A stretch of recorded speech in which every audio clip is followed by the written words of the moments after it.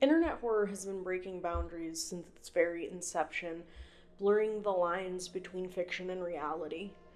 Early on in the beginning, we had Ted the Caver tricking his audience into thinking that he had been whisked away by an evil cave entity when he never updated his blog. Decades later, Ash Vlogs left her audience terrified that she had succumbed to a stalker following her every move.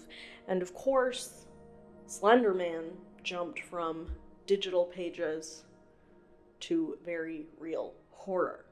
There has been a long history of internet horror blurring the lines, scaring its audience, and feeling all too real. There's always been an inherent edge and mystery and danger to internet horror because of that suspension of disbelief, because there's that off chance that all of these horrors hiding in the pixels could be real.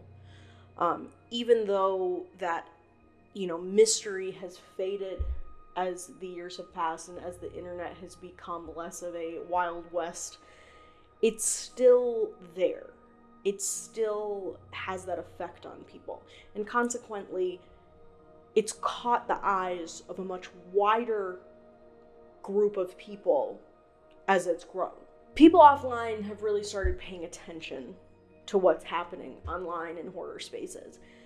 In 2016, the Sci-Fi Channel teamed up with internet horror legend Chris Stuckmann to create Candle Cove, which was a anthology series based on popular creepypastas, starting with Chris's very own Candle Cove, and then covering other creepypastas like No End House, I'm a Search and Rescue Officer, and The Dream Door. And that was just the beginning. Since then, Hollywood has not stopped putting internet horror inspired movies and shows on the docket. There's the very anticipated upcoming Backrooms film that A24 is behind, that's being directed by Kane Pixels and directly inspired by his version of the Backrooms. There's the upcoming, allegedly, adaptation of The Third Parent, a very controversial creepypasta that's going to have Hollywood legend Crispin Glover playing the very, very scary creepypasta villain Tommy Taffy. And then Sydney Sweeney, topical as ever, is producing and starring in an adaptation of a No Sleep Story next year. The people yearn for internet horror, but outside of Channel Zero, we haven't quite seen it stick the landing yet. This is all theoretics, and unfortunately, a lot of the ones that have actually come out outside of Channel Zero, of course, aren't always great. There's the Slender Man film from 2018 that was literally being protested by the families involved in the very real Slender Man stabbings. And it was also just a bad movie. There is the American Horror Stories, not American Horror Story, American Horror Stories Backrooms episode that completely fumbled what makes the Backrooms scary and what the Backrooms actually are. And then there was the absolutely terrible adaptation of Dear David, which started as a Twitter ARG and was quite literally ripped away from its creator. So we're not batting great so far. All this to say, we're in a major transitional period for, internet horror creators acting as purveyors of mainstream media. And what happens in this period could very well make or break the viability of this jump from web to big screen. And stepping up to the plate to potentially kick off this era, this golden era, I'm hopeful of internet horror is none other than YouTube legend Chris Stuckmann with his directorial debut, Shelby Oaks.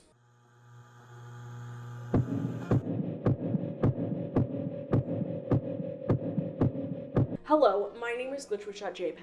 I make videos about internet horror, analog horror, digital horror, creepypastas, internet urban legends, and sometimes I talk about movies and video games, which I kind of am talking about movies today. There's so much more to Shelby Oaks and Chris Stuckmann than just movies. Some of you may know why I'm talking about Shelby Oaks on my internet horror channel, and some of you may think I'm just talking about it because it's a YouTuber, internet, making a horror movie, which honestly would be kind of valid.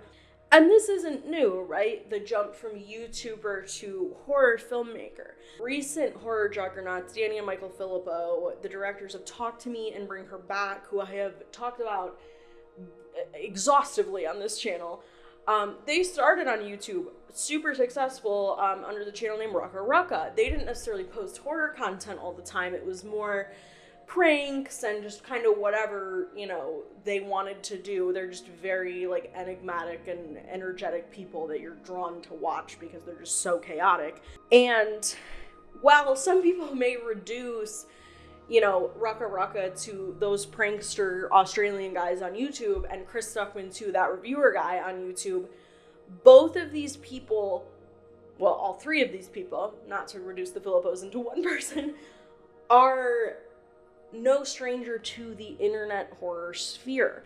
I've talked, again, like I just said, exhaustively about Danny and Michael Filippo's experiences in the internet horror community with their groundbreaking ARG Ash vlogs. I have a whole video about it. And they've actually brought Ash vlogs into their recent films with another ARG for their movie Bring Her Back, which I also made a video about. You have so much to watch, don't you? It's not required viewing for this video, I promise. But if you want more YouTuber horror filmmaker goodies, you know where to go. Now, where Danny and Michael's connection with their films and their internet horror project is a little looser. Yes, there is a thread now with their new Black Angel Tapes ARG that may be connected to Ash Vlogs. Chris and Shelby Oaks is fueled by internet horror. There is no Shelby Oaks without the internet horror community. And that's what makes this so interesting. Now, if you're unfamiliar with the premise of Shelby Oaks and what Shelby Oaks is, it is an upcoming film directed by Chris Stuckmann, who is a popular movie reviewer YouTuber. I mean, he's huge. He has over 2 million subscribers. He's iconic. He's been around forever. And Shelby Oaks is a horror film, and it follows a woman named Mia, who is searching for her missing sister Riley, who went missing about a decade previous while she was doing a paranormal investigation for her ghost hunting YouTube channel, and she disappeared in this town of Shelby Oaks. So the film surrounds Mia on her hunt for her sister. Here's the thing though, Riley's YouTube channel, Paranormal Paranoids, was being talked about online long before Neon Pictures was slated to distribute this film, long before Chris had a successful Kickstarter campaign to originally fund this film, and long before it was even announced that Chris Stuckmann was going to make his directorial debut. Today, I'm going to give you a chronological rundown of the Paranormal Paranoids to Shelby Oaks timeline, and then I'm going to discuss why I think this story is so important to internet horror and its community, to Chris Stuckmann as a creator, to the wider conversation about true crime, and also how religious trauma fits into all of this. So this story starts off in June of 2021 when a Twitter user named Just the Paranoid created a new Twitter account in an attempt to find information about her childhood favorite YouTube channel, Paranormal Paranoids, which was a group of young adults that were just ghost hunting, very low budget, very proto BuzzFeed Unsolved without the financial backing of a evil corporation like BuzzFeed. And this is spurred because Jess finds a collection of like burned DVDs that she had at her like parents' house of Paranormal Paranoids videos, and she finds her old laptop that has like screenshots and stuff like that. And back when she was really into this group, they kind of just disappeared off the internet. It's kind of like this little internet mystery that she's trying to solve and trying to get people to talk about as well. And as she's trying to figure stuff out, she starts posting pictures and videos that she has saved, but another Twitter account called Noir or @LookingForPara7 begins to, I'm gonna say, harass Jess by sending her videos of the Paranormal Paranoids that were definitely not public, that look more like private videos, and it feels slightly sinister and off-putting. With her own burned videos and the videos from Noir, Jess creates a archive for the Paranormal Paranoids on YouTube. So let's take a look at the videos. Now, I'm not going to show you every video in full. If you would like a really good breakdown of the ARG portion of this story, there's an incredible Nightmind video from back when this was happening. It's great. It really lays out all the events and all the videos, analyzes the spooky, scary stuff, and it was a great resource for me. It's a great watch. I mean, Nick Nocturne and Nightmind's like one of the best people working in this space. I wish that I could come even close to him. I am going to give you a rundown of what happened. There are some videos I will show you in full because I think they are important to the wider story. But the first video is a Paranormal Paranoids blog where Riley explains kind of why the group exists. And this was originally posted to the Paranormal Paranoids YouTube. It's one of the videos that Jess had saved. And essentially, Riley says her and her friends have always been interested in ghosts. She personally has always felt more like connected to the spiritual realm, like that she can sense things, but she kind of plays it off. It's like, it's not that big of a deal. And there is a line in this video that it has not left my head since I heard it, because it is so weirdly the entire ethos of internet horror to me and of why I do what I do, chronicling these things. Like, so many of the mysteries are gone. So it's nice to remember that we don't know everything. And there's a lot out there that has a darker tinge. I think that is why I know I am so interested in a lot of these projects that have that mystery, that still have that edge to them. You want to hunt for answers. You want to know, why it's unfolding. You want to tear the puzzle apart. And that varies for different consumers of internet horror. For me, that's analyzing a plot. If you're a Glitch Witch viewer, you know that I am I joke that I am the English teacher explaining why the curtains are blue. That's always going to be the type of content creator I am. Some of my viewers and my peers in this community are puzzle solvers. They want an ARG with codes and intricate puzzles to tear into and solve. And I think it's great that there are so many different ways you can get your brain working in this community. And, in a world that is so full of answers and immediate gratification, I love this idea that, we do have to remember that we don't know everything and that there are still mysteries in the world. So I just wanted to say that because I was, floored by that. Maybe it's corny that I was so floored by it. But video 2, it's another Paranormal Paranoids, vlog that was originally uploaded to their channel. And it is Riley playing video games with David, one of the other members of the team. And they're discussing her sister Mia, who we now know is the main character in the film Shelby Oaks. And they're kind of just casually talking about Mia, and David asks how Mia's doing, and Riley says Mia's dating someone, which is a huge surprise to the group. They're shocked by that because clearly Mia is kind of a homebody, doesn't really get out, doesn't talk to anyone. And Riley mentions kind of offhand that Mia is concerned by the channel and thinks that Riley's spending too much time doing the channel, which I think is going to be important later. This one, to me, is weird why it was posted. I don't know why this would have been posted on the Paranormal Paranoids channel. It seems a little too personal for that, but I guess maybe they're trying to do slice of life stuff. I'm not sure. Video 3 is our first video we see that was sent in by Noir, that kind of sinister Twitter user. And it's a video of Riley playing the guitar and singing a song about ghosts and being haunted. I'm haunted in the morning. You're haunted in the evening. I'm not sure which way to go from here.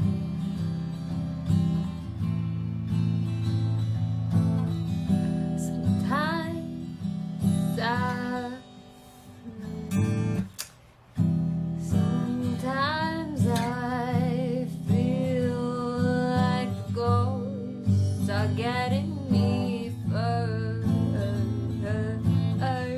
and I'm not so sure where I'm going, where I'm sure-footed. In the morning, I've been for. It is a little on the nose. However, this idea that this person has like access to Riley's personal videos is very off-putting. Like, it does feel uncomfortable watching it when you have that added context. The next video is the first real full Paranormal Paranoids episode that we see, and it is about the ghost of Mary Talbert. And this was one that Jess had saved her CD. It's fully produced. I say that very loosely because it's pretty bad quality. But they have like a little intro with the corny little song.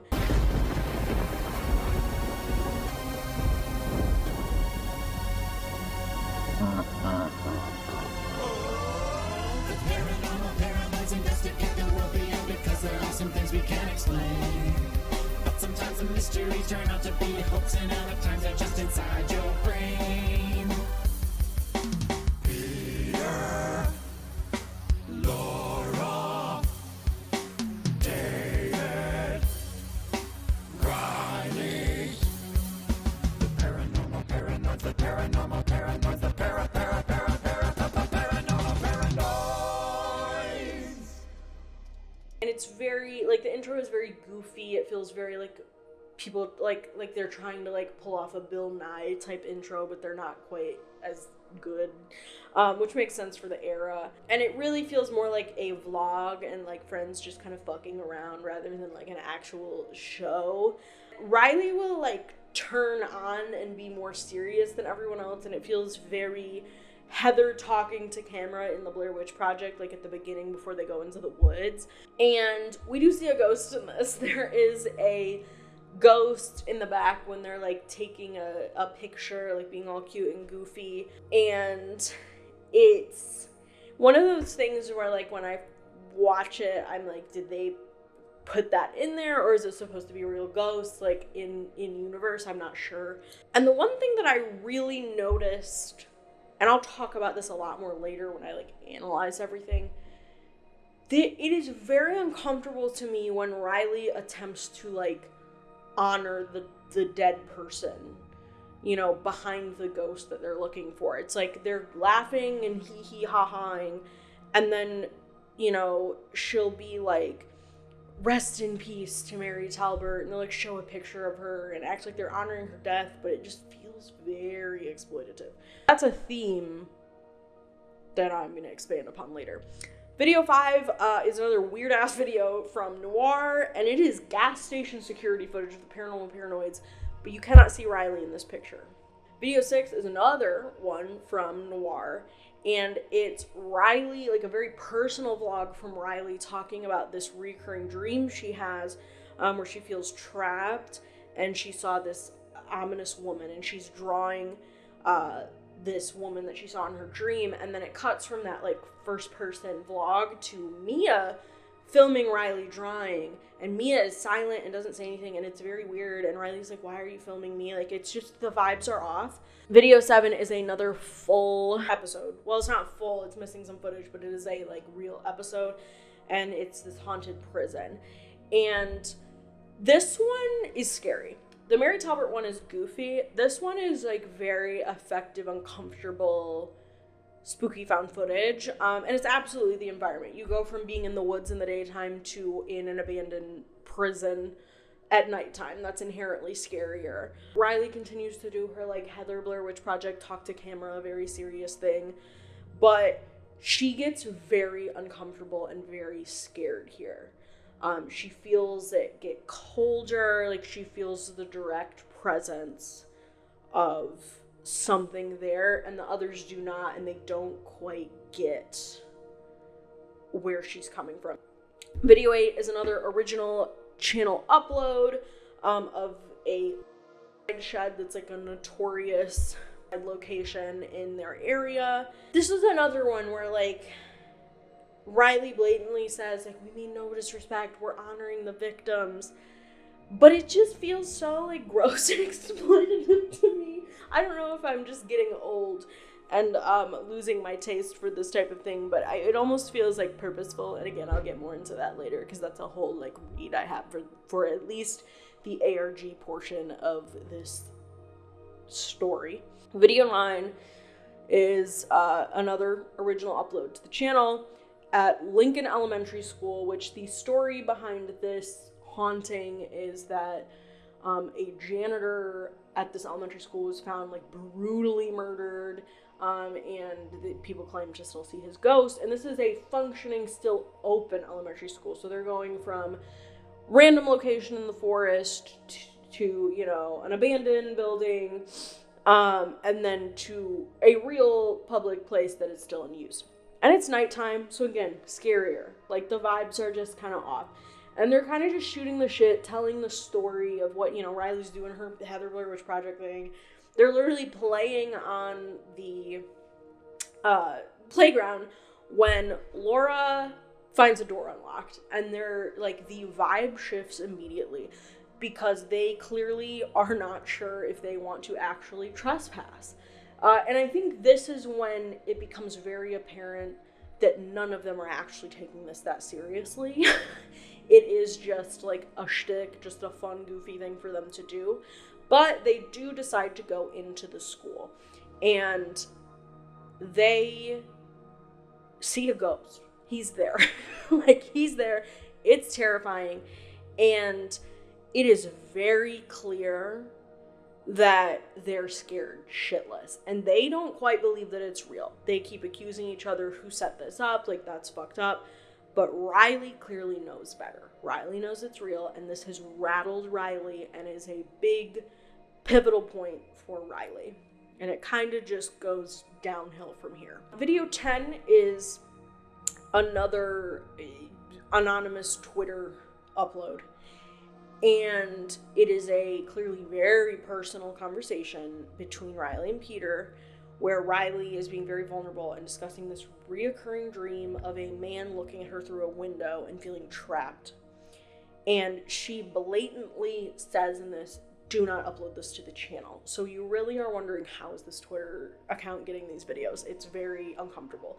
I do think that the vibe of the series shifts, you know, around this point. It's very uncomfortable to watch. It goes from being kind of goofy and silly to like genuinely scary, not because of ghosts, but scary for that like untangible feeling of dread.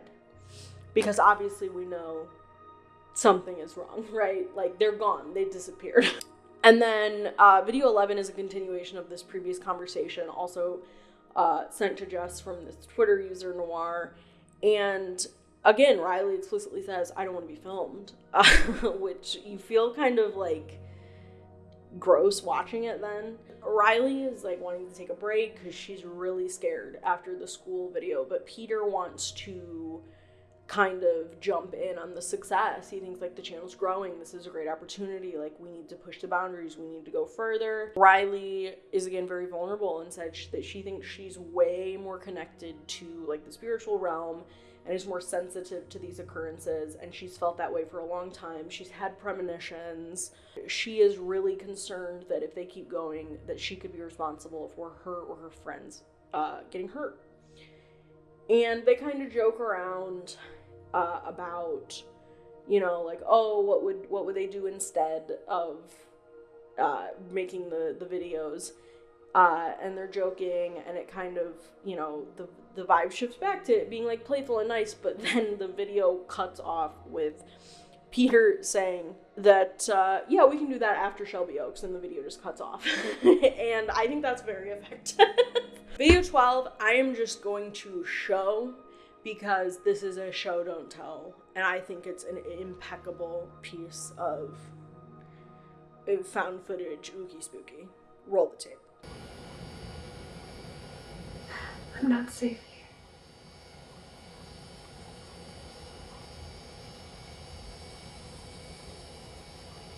I feel like I'm being watched.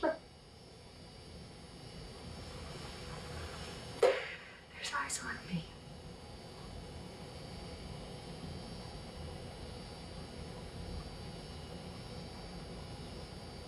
I'm so scared.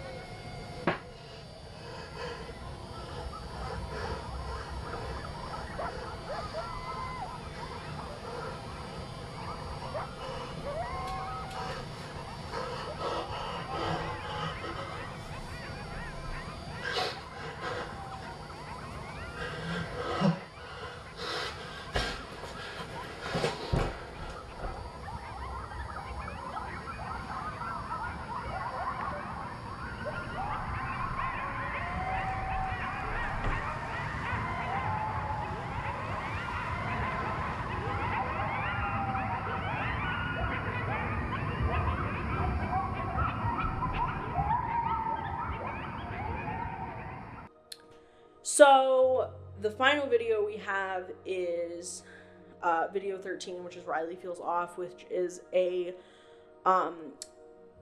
vlog that apparently, like, she had posted it on her blog, but Jess did get it from the Twitter user, but I think she's saying she, like, remembers seeing it when it was posted to the blog, and it is chronologically, like, right before they're going to go to Shelby Oaks. So it's likely recorded, like, 24 hours before the video we just watched. And it's essentially Riley just saying she doesn't feel great, she's not doing great, that she wanted to take a break after the school, and that she's going to take a break after Shelby Oaks. That was the last of the content that Jess uploaded. And this is because something bigger happened right at the end of these uploads. About a month after Jess's Twitter account appears, it's announced that Paper Street Pictures has gotten the IP rights to Paranormal Paranoids and the mystery of Paranormal Paranoids, and that beloved YouTuber Chris Stuckmann is going to direct this film adaptation of this mystery. Because Chris is huge and has a very loyal audience, this is a huge news story in film spaces. Press releases and Chris himself act like this is a real mystery. There is no fourth wall breaking. As this is being reported in 2021, Jess is a real person. This is a real mystery. These people really went missing. Chris is just going to direct a dramatic version of this story.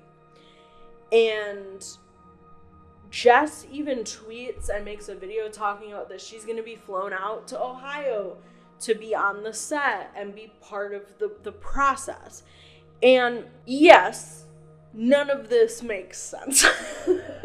Hindsight is 2020, right?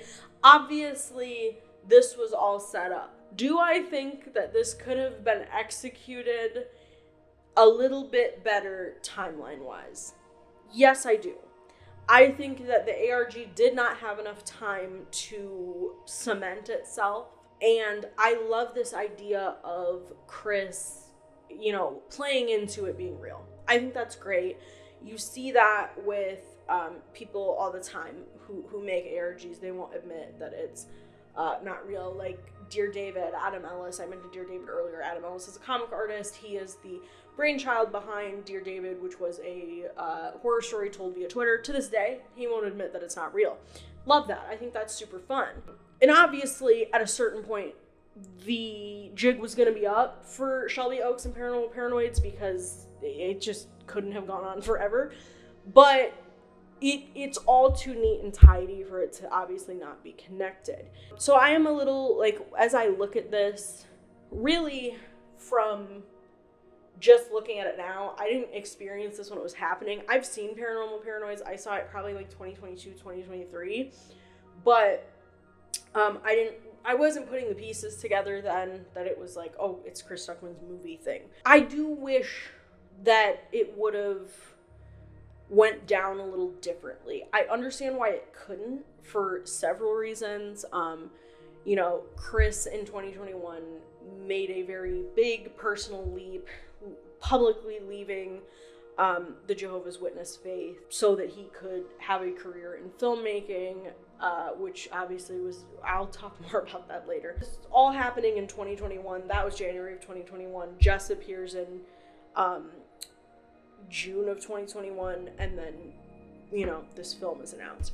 The thing that is confusing to me about the rollout of this is things saying, Paper Street has acquired the IP rights to an internet mystery. Because what the fuck does that mean?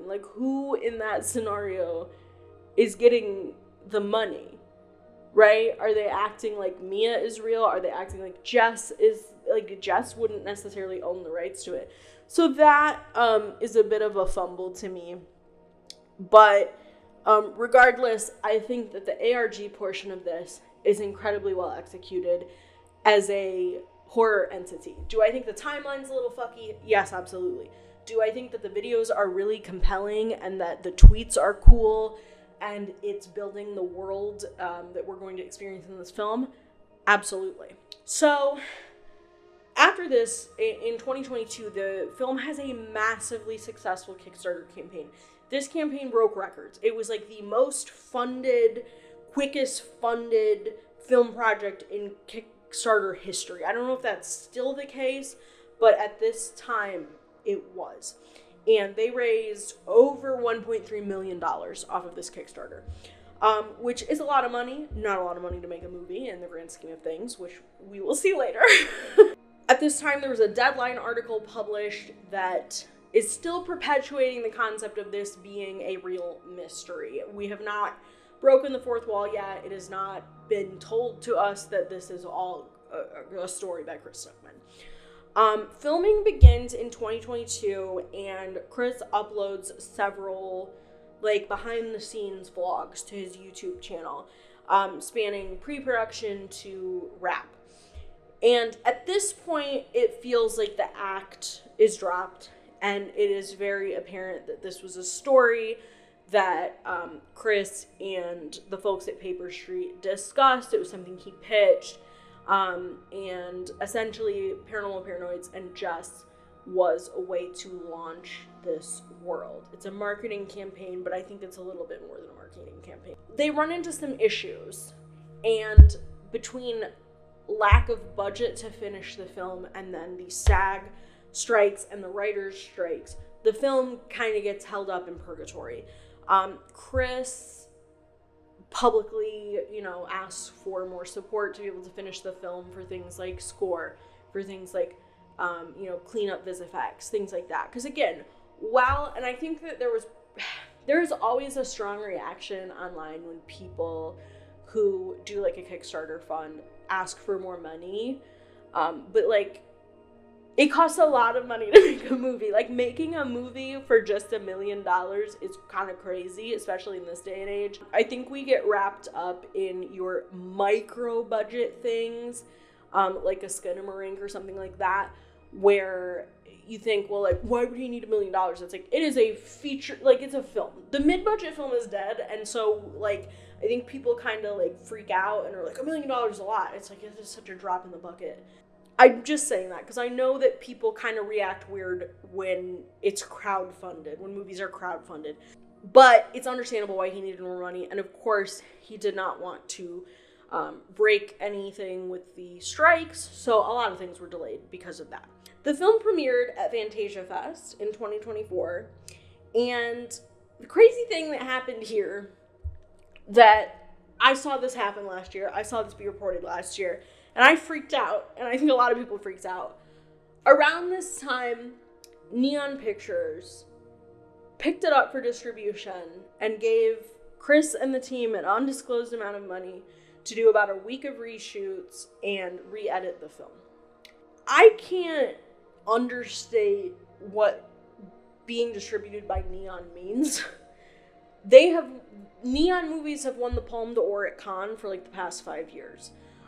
They are dominating the horror genre right now in a way that I'm almost perplexed by. They kind of came out of nowhere, it feels like, but they've kind of been making moves in the background, you can see. I mean, everything that they have done with Osgood Perkins, phenomenal. Long Legs is one of my favorite horror movies I've seen in a long time. They're taking risks on very unique, very creative projects. Long Legs, Together, they just won Best Picture with Anora. They distributed Parasite to Western audiences. Neon is kind of a juggernaut in the space right now. So for Chris Stuckmann's internet horror project to get the backing of Neon and also to be produced by horror legend Mike Flanagan, suddenly we're batting in a completely different level. I remember when this news dropped, I freaked out because that was the most legitimate feeling affirmation of internet horror is a real player in normal media now. That and The Backrooms, being distributed by A24 and produced by the folks that did Stranger Things and stuff. Those are the two where I was oh, this is happening for real now. They did reshoots, they re-edit the film, and then recently a release date was finally announced, October 3rd, 2025. So it's just around the corner. Neon dropped some weird cryptic posters. I was losing it. And the trailer was released. It was first released before a recent Neon film called Together. Great movie. I highly recommend it. I went, and that was, I wanted to see the movie anyway, but when I heard that the Shelby Oaks trailer was going to be before it, I was so excited. It was the last trailer shown before the movie started, and I was just so elated to see a Shelby Oaks trailer in theaters.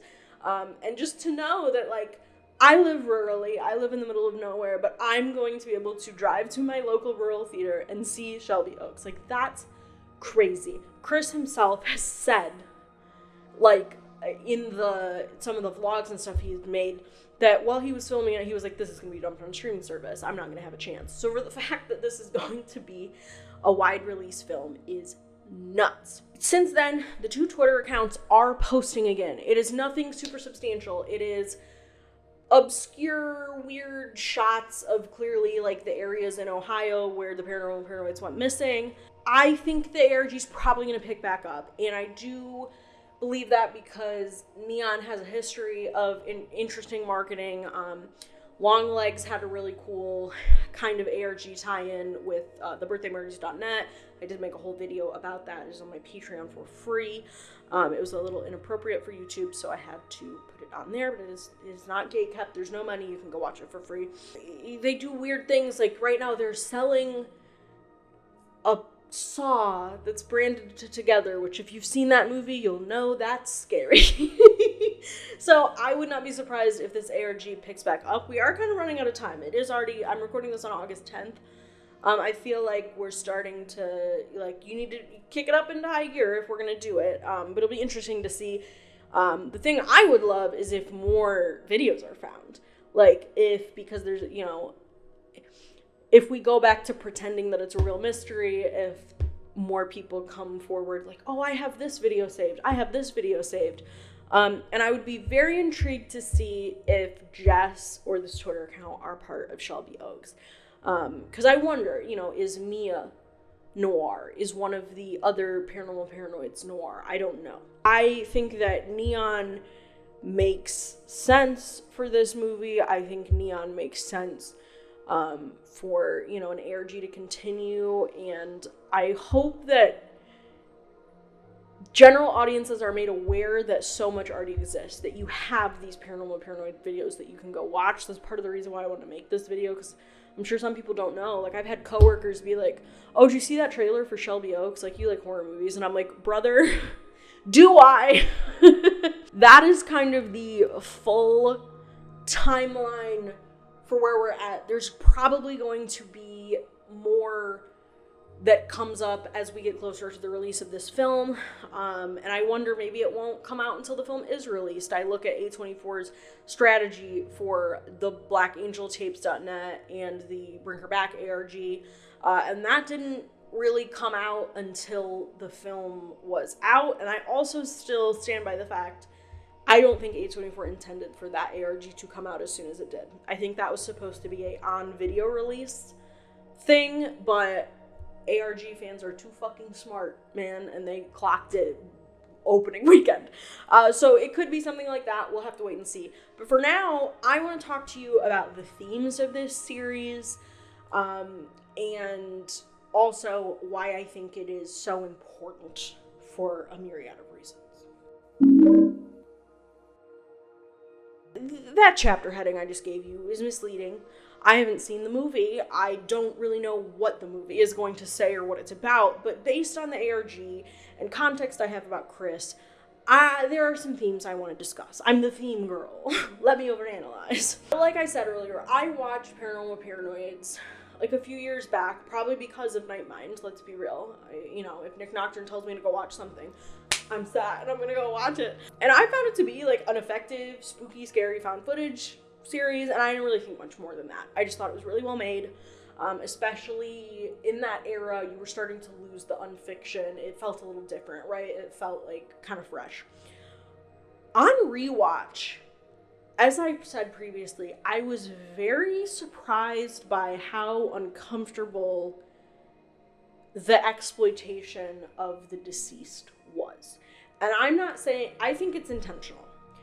I don't think that it's too, like, not on the nose, but I feel like it's too prevalent to not be some sort of conversation starter about the idea of how exploitative true crime and ghost adventures and all that stuff can be. there's probably some sort of metatextual exploration of these themes of exploitation that rhymed my Dr. Seuss ass, oh my god, and how it gets turned on Riley in the end. Essentially, that you cannot escape the thing that you are complicit in, right?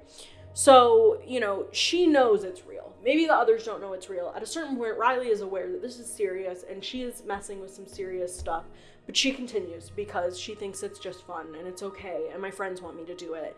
And if, you know, suffers for it in the end. This may be the source of Mia's concern for Riley doing this. Maybe she also has experiences with ghosts and with spooky stuff growing up, and she also knows it's real, and she thinks she shouldn't mess with this stuff because it's serious and it shouldn't be disrespected. It's one thing to talk about Bigfoot and aliens and ghost ships and like really old stuff, but a lot of the things that they're talking about are like local or like the one gruesome murder in town, and it feels like too close for comfort. And the attempts to turn to camera and be like, we are honoring this person, feel very like disingenuous. And I think part of it is, for me, I am like a recovering true crime fan. I grapple with the fact that I used to consume true crime media in a way that I find very unethical. I think it was just, especially, you know, this came out in like the early 2020s. It was everywhere. It was hard to avoid, you know, the Netflixification of these horrible tragedies. And, you know, the internet was super complicit in it. You get these, you know, YouTube channels where people are like doing their makeup or doing a mukbang while telling the worst graphic murder you've ever heard of in your life. And it just kind of feels gross and weird, and, you know, where do we stop, right? I'm not saying all true crime content creators are like that. There are some incredible, very respectful true crime creators out there. I mean, I listened to Last Podcast on the Left Weekly. You could call me a hypocrite because they do make light very often, but they've also done a lot of good work in the space as well. So it's a gray area for sure. And I'm not, you know, some holier than thou saying I'm better than you if you still watch true crime. That's not my attempt. That's not what I'm trying to say here. But the fact of the matter is, a true crime as a subject matter is exploitative. It's never not going to be exploitative. You're making money off of someone else's pain and suffering. They're not driving awareness to it, right? They just are getting together and having a good time. Ghost hunting and ghost exploration is obviously not exactly the same as true crime, but if we're to believe that in this world of the paranormal paranoids, that ghosts are real, as they clearly are, the way that Riley's being affected by them, and Riley is doing something inherently wrong. She is exploiting these spirits that she knows is real, and she's kind of sucked herself into this self-fulfilling prophecy that she's literally, like, had premonition about, but is still continuing to do it because it makes her friends happy. It's just funny, right? It's not that big of a deal. We're just having a good time. And it literally is her end because she doesn't take it seriously. That's just my personal reading of at least the ARG elements of Paranormal Paranoids. I think it's, you know, important, especially in, you know, internet horror spaces. I mean, we've seen internet horror series that I think can be exploitative of, you know, real events or, you know, just sensitive information that's added, you know, just to be shocking or edgy. When I think you can use shocking elements and dramatic and very uncomfortable themes in your horror, and you should. That's one of the great things about horror, but you got to do it with purpose. So I think this is a pretty interesting way to look at the exploitative nature of this type of content. And if that was not the intention at all, you did that, Mr. Stuckmann, and you did it well.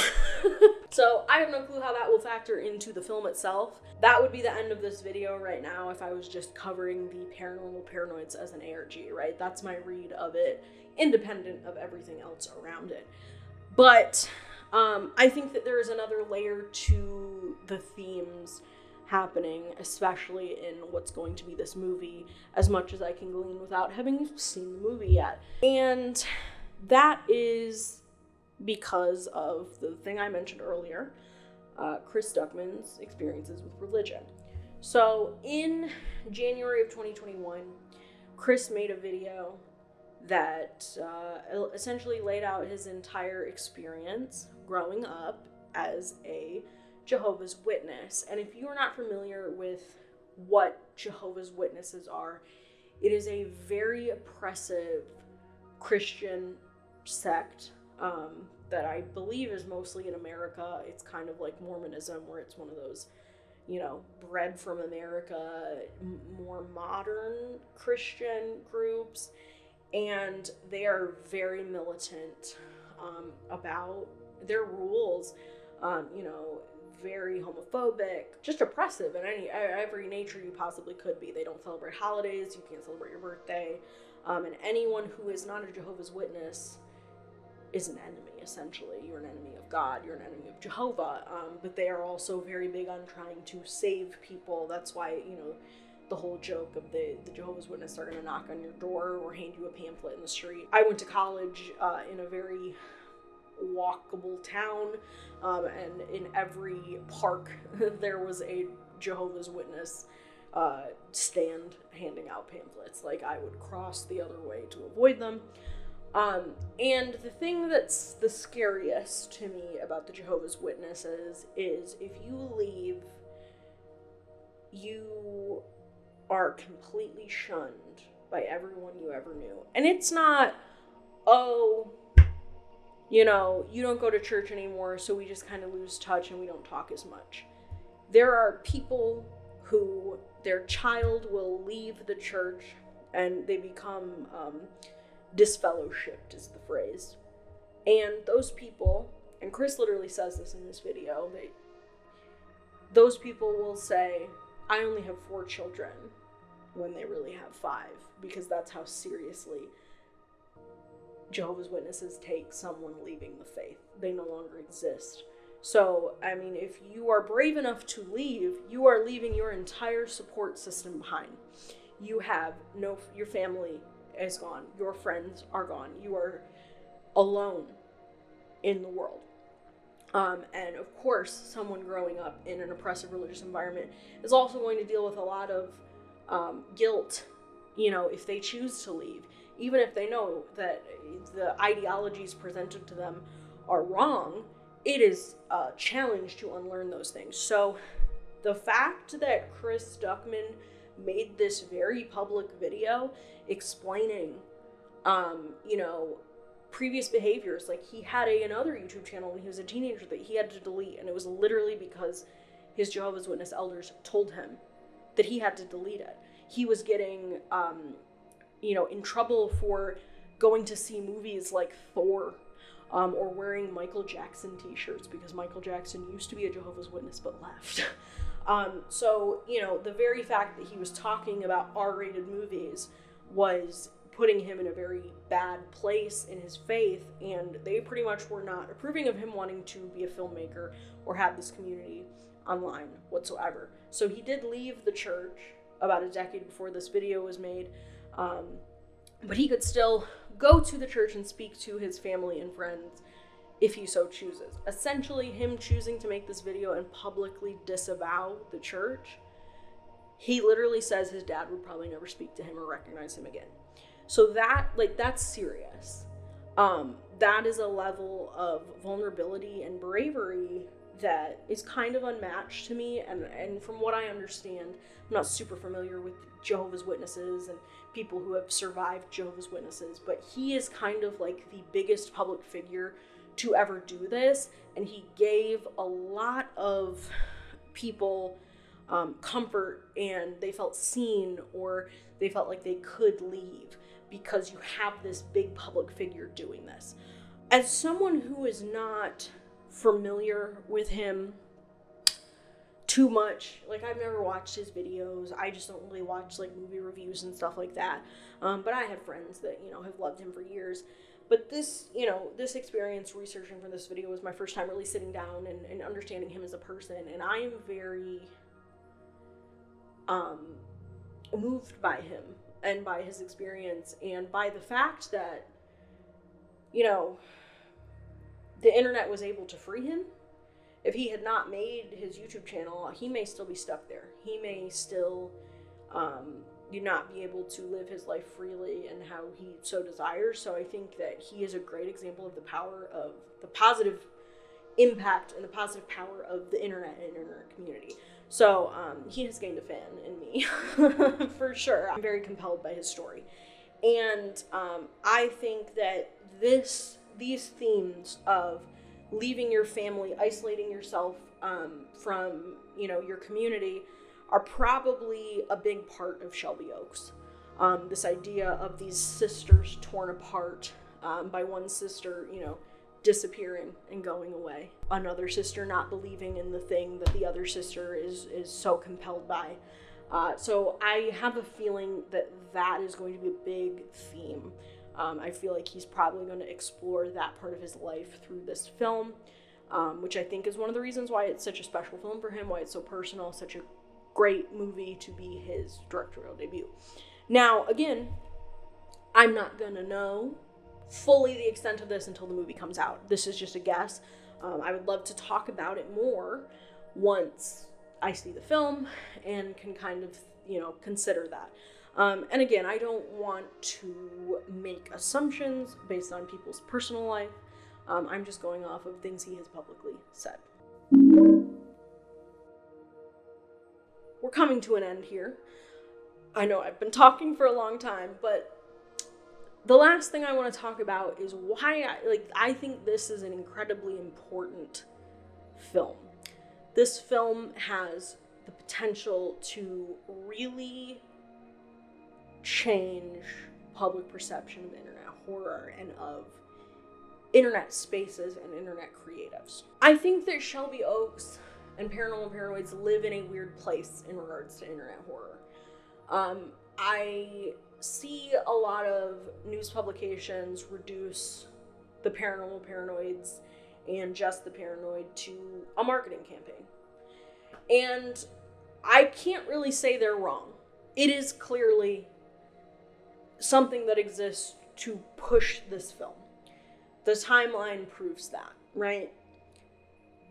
But it's so much more than just supplemental material. If you compare it to something like The Long Legs, The Birthday Murders website, you don't need to read that. It does tell you about all of the murders that happen in the film, but you don't need it to fully understand what's happening in that film. The ARG and these videos, which maybe they'll be in the movie, but I doubt every single second of this footage will be in the movie because it's probably too long. It shows what happened.